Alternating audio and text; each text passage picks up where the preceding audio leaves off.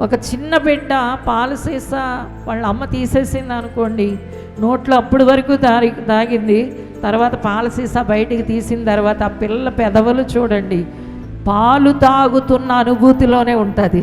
అంటే దానికి పాలంటే అంత ఇష్టం, అంత ఆసక్తి.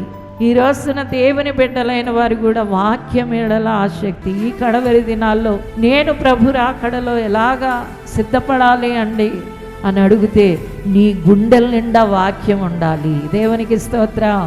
నీ గుండె నిండా భక్తి ఉండాలి. నీ ఇల్లే ఒక చక్కటి ప్రార్థన గదిగా ఉండాలి. ప్రార్థన కూడికలలో నువ్వు చక్కగా పాలు పొందే వ్యక్తిగా ఉండాలి. దేవుణ్ణి శ్రద్ధాభక్తులతో వెతుకుతున్నావా లేదా అనేది దేవుడు చూస్తున్నాడు. కృపలను వినియోగపరుచుకునే వ్యక్తిగా ఉండాలి. అంతేకాదు దేవుడు నీకు ఇచ్చిన ప్రేమను పంచే వ్యక్తిగా ఉండాలి.